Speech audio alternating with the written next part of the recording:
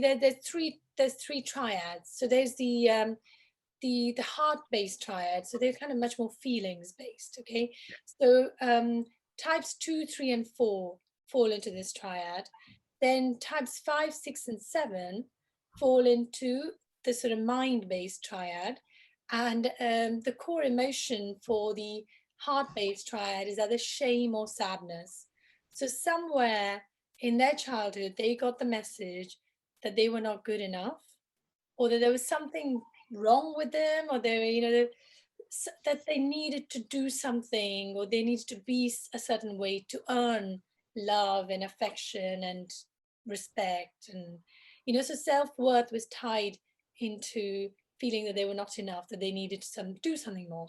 So that's 2, 3, and 4. I'll explain Okay. in a bit more what the characteristics are. 5, 6, and 7, the core emotion is fear.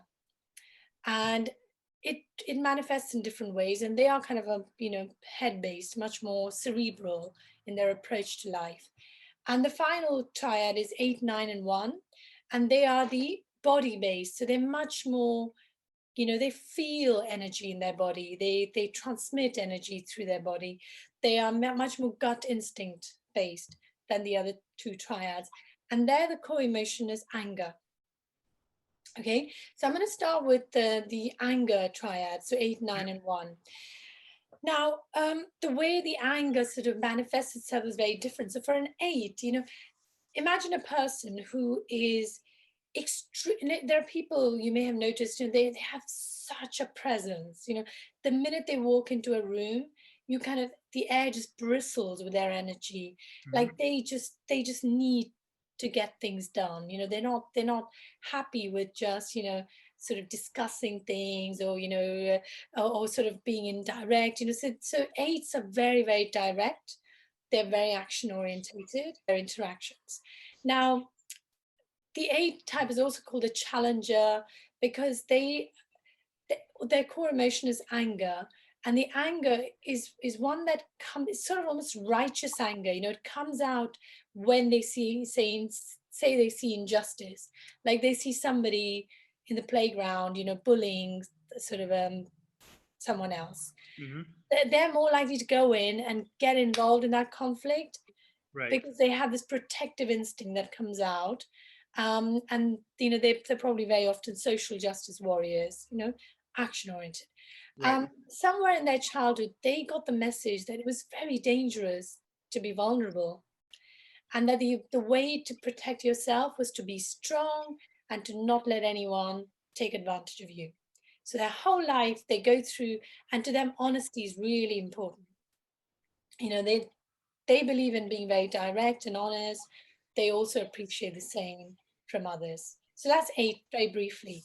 Okay. But 9 is in the middle of that triad, and their core emotion is also anger, but very often they're asleep to their anger, in that they don't even know they're angry.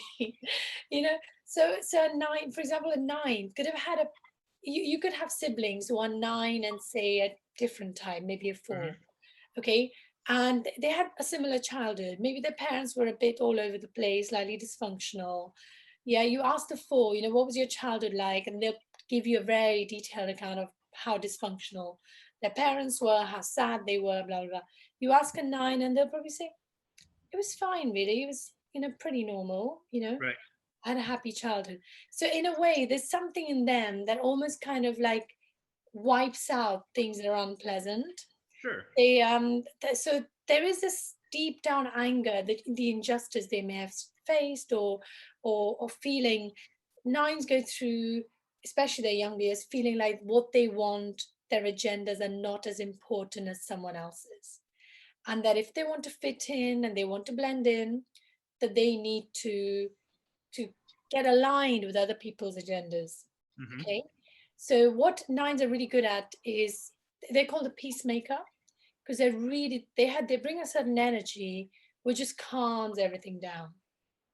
So as they come into a room, you notice their energy. You may not notice them. This is the Right. interesting difference between an 8 and a 9. 8s bring in this really quite sort of supercharged energy, which can be a little bit exhausting for other people. But with 9s, they bring a calming energy.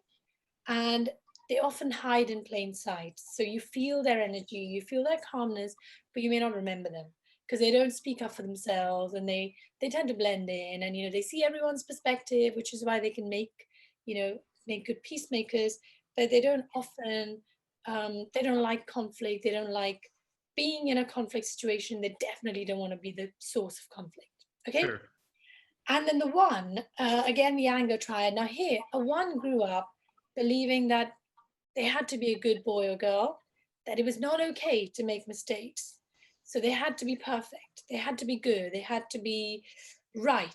So maybe they had very disciplinarian parents, or parents who kind of believed in punishing them if they got things wrong. So they've grown through life with a critic that then becomes an inner critic. Hmm. Right. So hear this voice in their head saying, oh, that wasn't good enough. You should have done that. Look, that so and so person was so much better than you. You know, your writing is not as good as it could be. Do better next time. That kind of voice.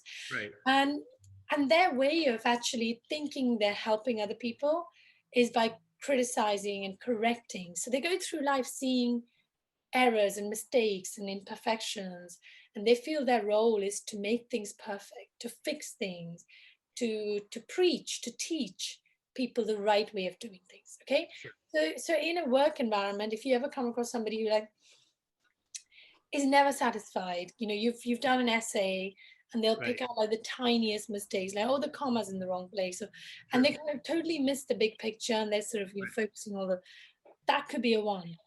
But Okay. actually, even though they may come across as so annoying, what you got to remember that they are far more critical of themselves Sure. than they are of you, and they think they're helping you.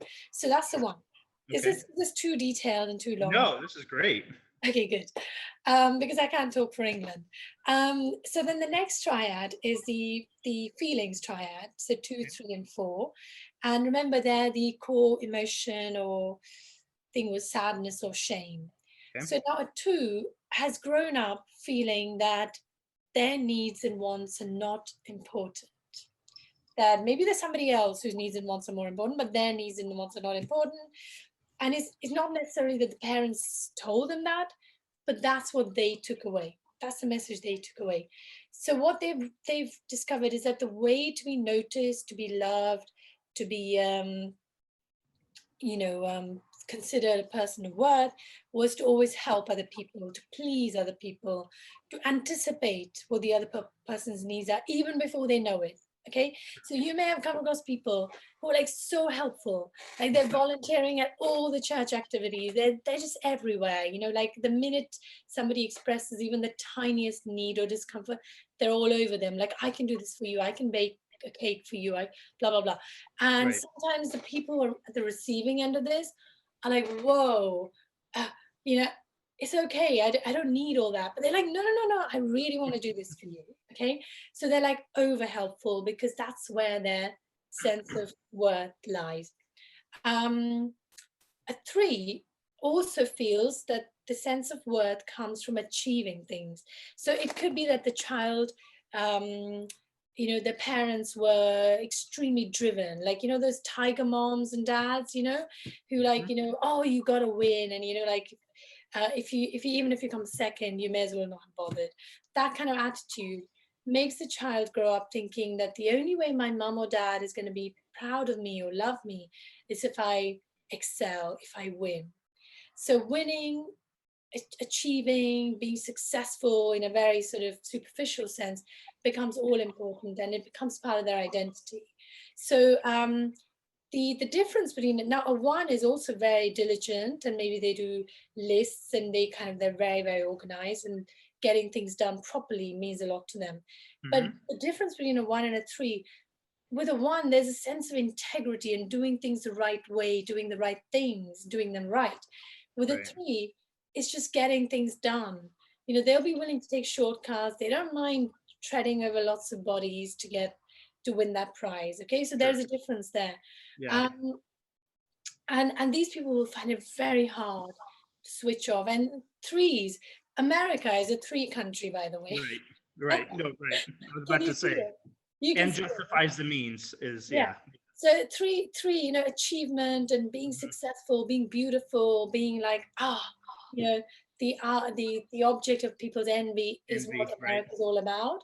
Sure. So if you're a 3 in a country like America, then wow, you're on kind of a 3 on steroids essentially. Right. And these people can often end up feeling a sense of hollowness, like, they're achieving stuff but they don't know why, because there's no sense of purpose in why they're doing it, unlike a 1.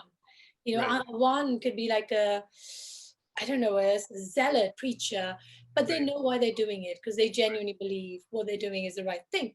With a 3, there's no such thing. And so they can end up with burnout, they can end up feeling extremely like unloved unless they have something to show for who they are. Sure. Okay. And a four also same shame, sadness operates, but a 4 goes through life believing that they are different and they're special and they're unique, right?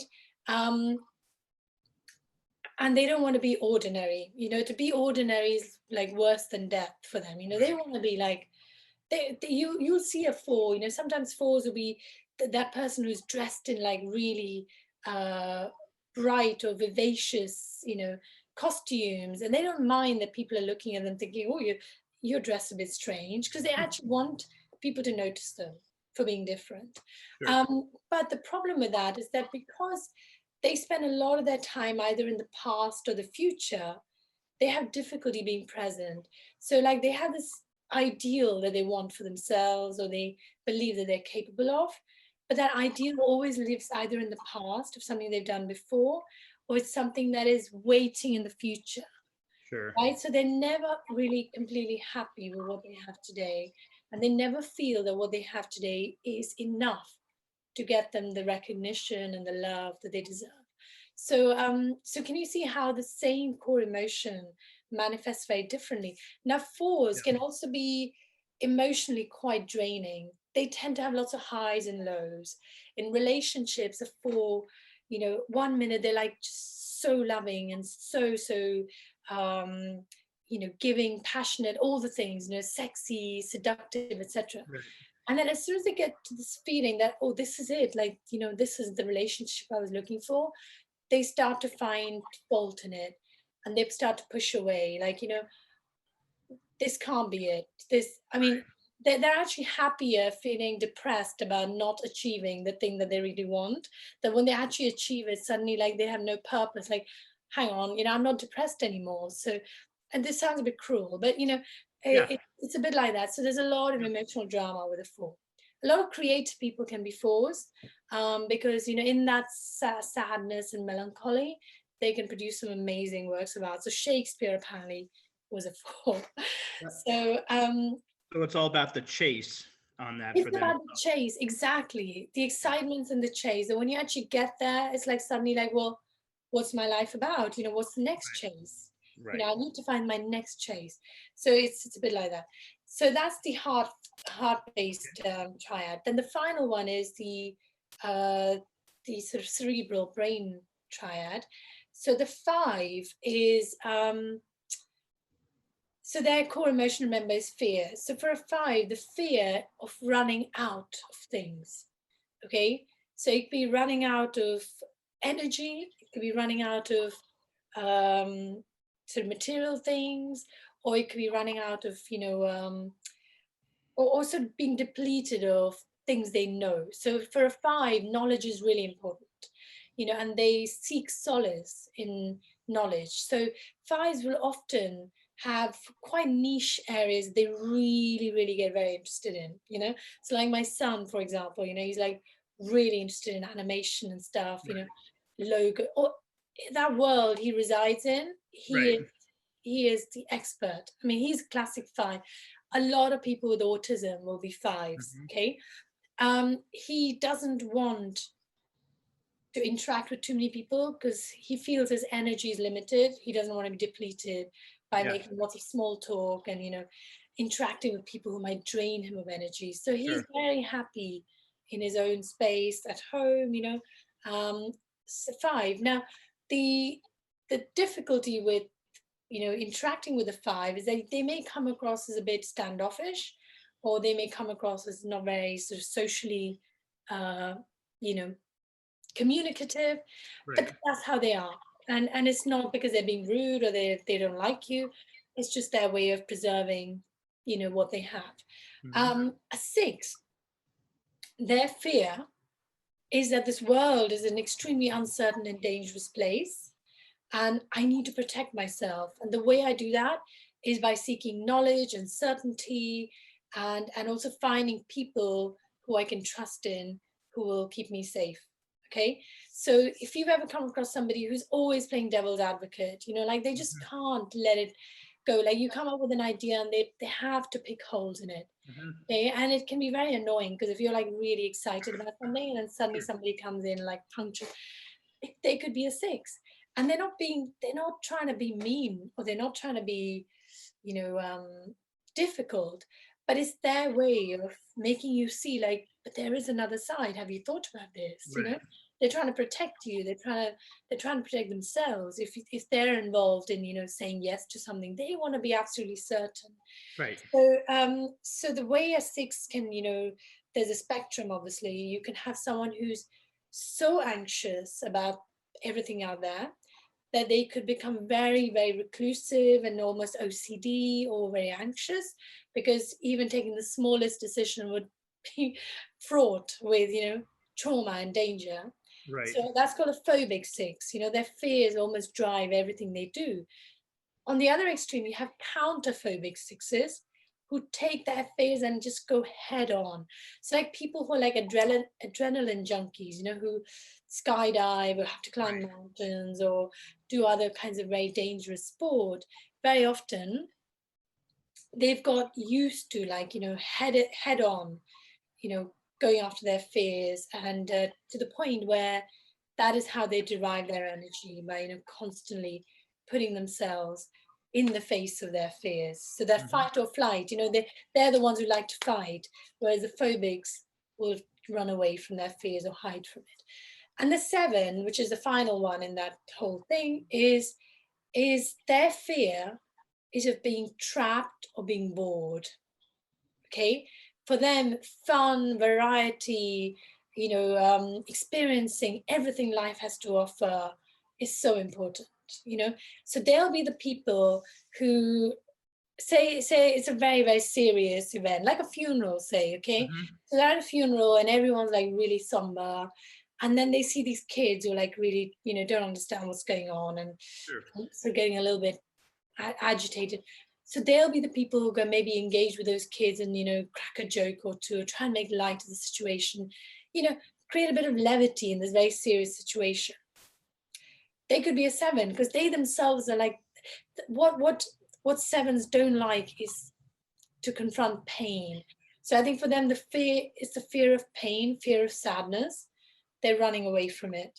And the way they run away from it, they will often become class clown. They will want to make other people laugh. And that's how they kind of get validation, Mhm. by entertaining other people.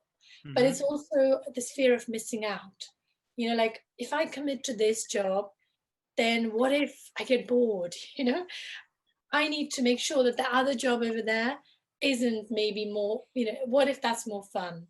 Right. Um, Maybe we go to this movie, but what if the movie next door was actually more fun? So they're also not completely present. They're Right. always thinking about the future, like maybe this could be more fun, maybe we could go here, maybe we could go there.